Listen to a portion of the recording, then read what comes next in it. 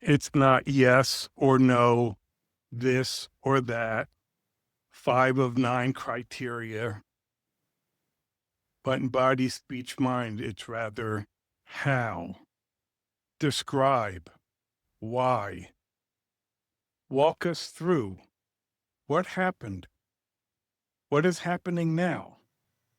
Body, speech, mind isn't a modernist protocol for interviewing and working through rigid steps in supervision, but it's more in the tradition of the classic semi-structured interviews.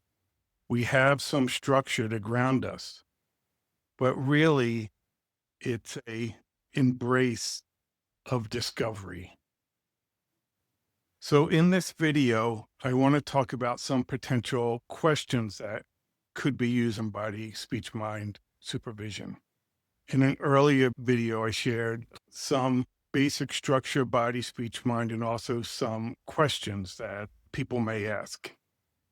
So I pulled this from Robert Walker's wonderful work, A Discipline of Inquisitiveness. And I know I have permissions to pull from that article for what I'm doing here. But I'm not clear if I have permissions from other sources. So there are a couple other articles by Walker and Rabin I highly suggest you reading on this topic.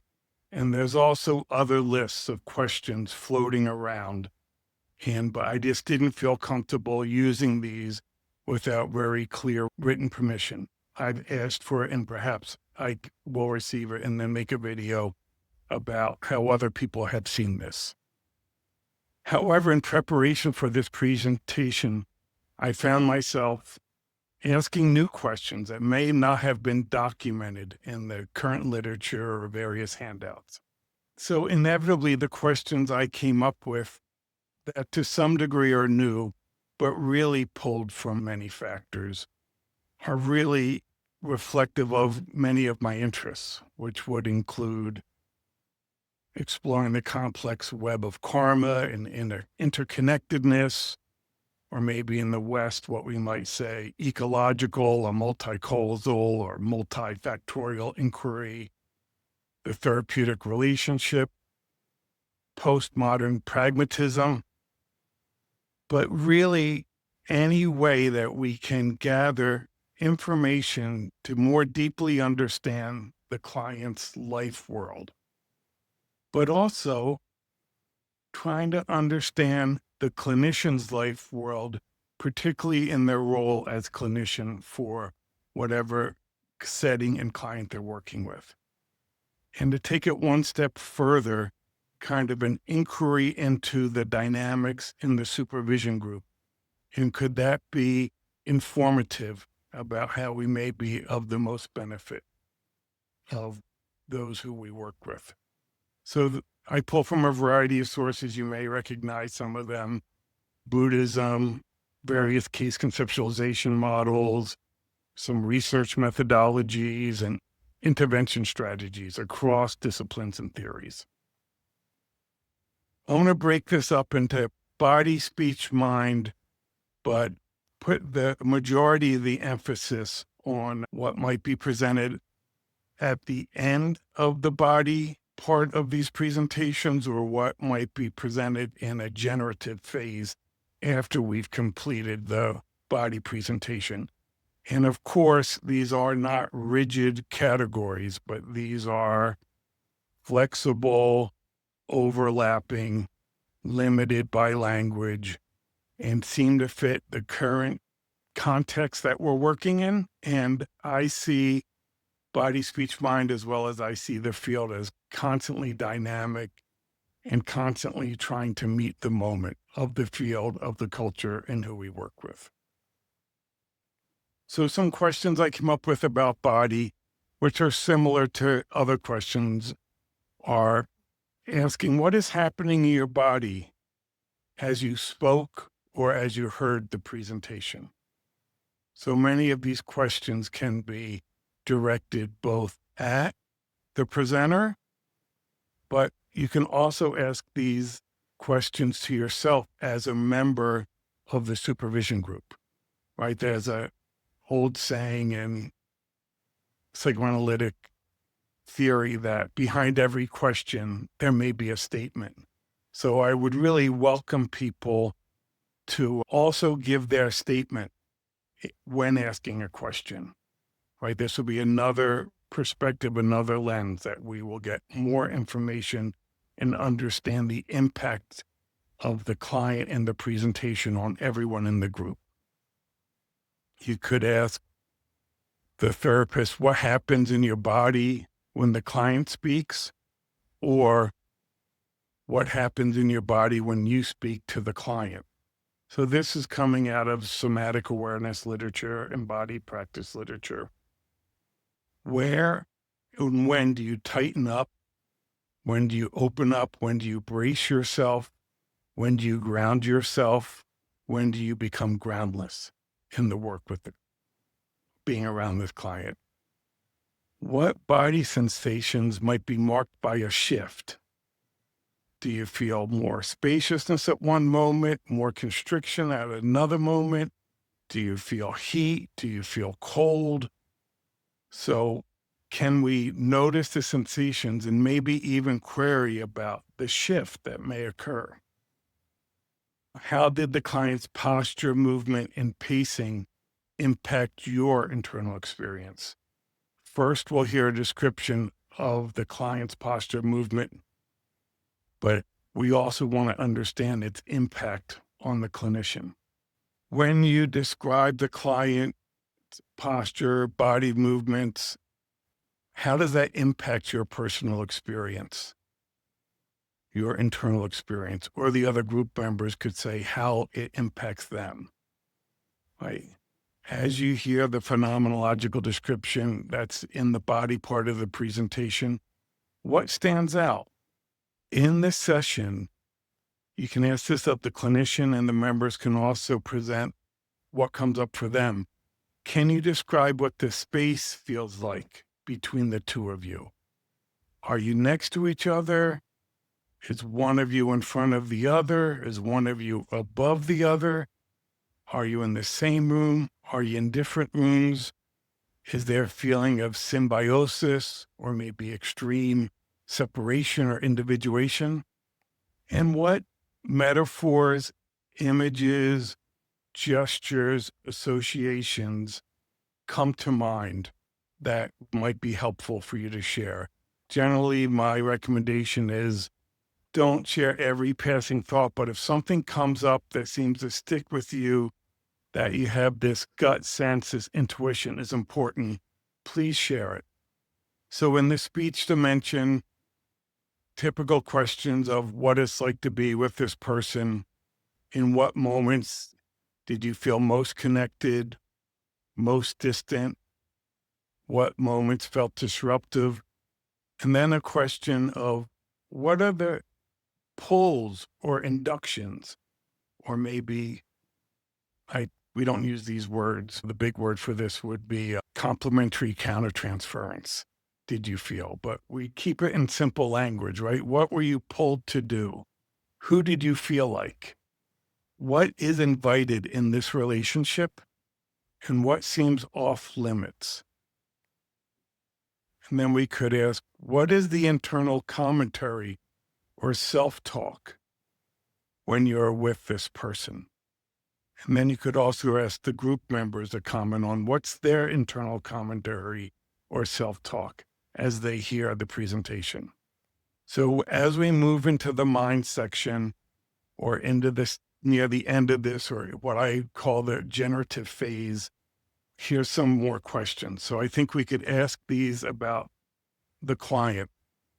How is the client trying to move towards or away from healing, from meaning, from regulation, coherence, authenticity, avoidance, passion, perseveration, denial? How are they seeking relief?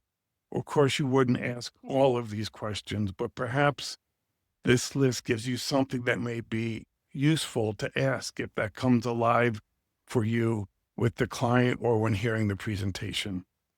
Were there any new meetings or schemas or adjustments to a storyline as you have worked with the client, or for the members of the group as they listen to the presentation? And then you could dig a little deeper. Any thoughts about how did this occur? And then we get into the very associative, non-theoretical, potentially non-language elements of the experience of being with the client and the client's experience. And these are often put in body, speech, or mind, and different people put them in different places, but perhaps a color or a shape or a famous painting or a musical instrument or a song comes to your mind, or what other creative associations come to mind. I went through a period that as I listened to body, speech, mind presentations, I'm a very poor drummer, but I can play the drum set some, and I would be inspired, pulled to create a drum beat. And often I would share that. I don't know if it was helpful or not helpful, but it's just another piece of how we're interconnected and how this case is impacting everyone. So other questions I like to ask is about the either a particular session or maybe the period of time you're working with someone. Was there a temporal arc? Do things start slow and speed up? Do things start quickly and slow down? What was your sense of time when you're with this person, right? Did you notice any market transition in your connection or in your engagement? Were there pendulum swings, or did the pendulum stay on one side? What interactions or moments might have felt elongated or rushed or in a state of disassociation? And can we note those as we're exploring the quality of the session and of the work? And again, any non-technical images or associations that come up that anyone would like to share. So this next section is about the client's experience. I think it can fit in mind, or it can be near the end of mind, or maybe in this generative phase. Were there any new meanings or adjustments in the storyline? Or did the topics change during the session or in between sessions? Any initial thoughts without reflecting too much about how did this occur? There's a saying in Buddhism that I'm not going to explain, first thought, best thought, but it is a practice of listening to what is coming up and not denying or minimizing, but being open to your experience. During the session with the client, within yourself as a therapist or as a member of the group, did meaning seem to clash? Did you pick up on a paradox? Did you start making links and things seem to converge in some way? What parts of the therapeutic relationship feel alive during the sessions, but also right now as we're in the presentation? When did you feel most unsure or stuck or curious or potentially certain?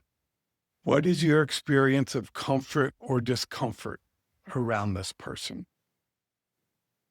Describe any edge that comes up in the clinical encounter. So this can be seen from the client's view, but also about the clinician's experience, right? What is happening for them? Body, speech, mind can be a way where we understand ourselves as a clinician, understand our style, how we work with more depth, and ideally or hopefully maybe uncover rote habits or biases that we may have. Did you feel like there was an obligation you had to the client? What feels at stake for the client, and what feels at stake for you as a clinician in this work? What feels possible and open in your work with this person, and what feels as if it may be impossible? hypothetically, what's your first thought on what the client would say about their experience of their relationship with you and of the work you're doing together? And always coming back to this last question, are there any details or things that have been forgotten or unsaid up to this point that you could share now? So, as we explore the client and as we explore the clinician and the therapeutic relationship, I think we can spend a few moments understanding the experience of the supervision group. Some questions I might ask would be, what's been the atmosphere of this group? What is it right now? Has the atmosphere changed in some way? Is it warm? Are we having difficulty breathing? Does it seem light? Does it seem dark? Is it stormy? And then where, and you'll notice this as the group talks, where did the collective attention settle? How may we understand the attention settling on whatever topic or dilemma or dynamic that has come up? Then conversely, take a moment and reflect. Is there some aspect in this presentation that we may have avoided? What has come to the foreground in the presentation and what has moved into the background? What did you know before your mind caught up? And then how is this body, speech, mind presentation different from others, similar to others, maybe similar to other ones given by the clinician? So these are some additional questions that you can play around with, think about. And then ideally, as Robert Walker says, it's a discipline of inquisitiveness.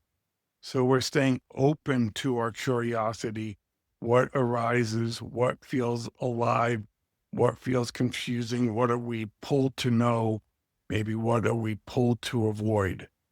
So often these types of questions help a dialogue along. Sometimes these presentations get stuck, but these are just broad models of questions and areas of exploration. And ideally, the presenter in the group is living in the moment, allowing themselves to be spontaneous, potentially allowing some form of associative process or regressive process to take place in, in service of the ego, to use that classic analytic idea. And so I like these questions before we really put on our strong thinking caps and start applying critical thinking skills and start beginning to potentially think about what interventions or what therapeutic encounters we could have or what corrective emotional experience or any variety of diagnostic labels that we could put on across any tradition. And I think by, again, engaging in this open exploration, we learn things in this model of supervision. We experience things in this model of supervision. We are informed by this model of supervision in a very different way than other models of supervision. It also really helps to bring in the Buddhist ideas of the web of karma, complexity, interconnectedness, and I think it also helps bring forth tolerance for pain and ambiguity, but also, most importantly, potentially compassion for the client, potentially for ourselves in the role that we're playing as a therapist, and potentially even with one another in the group. So I'm sure as you heard me describe body, speech, mind, there's a tremendous amount of openness, trust, vulnerability that people engage in when engaging in this model of supervision. Often it takes some time for that trust to be developed. Sometimes when the moments of aggression or the group gets off task, the leader or even the members might need to bring it back. Over time, there's a very intimate relationship developed between all the members of the Body Speech Mind Supervision Group. And I might even say a very intimate relationship deepens with ourselves as people and ourselves as clinicians. So I hope some of these questions were helpful, and I'm wishing you well.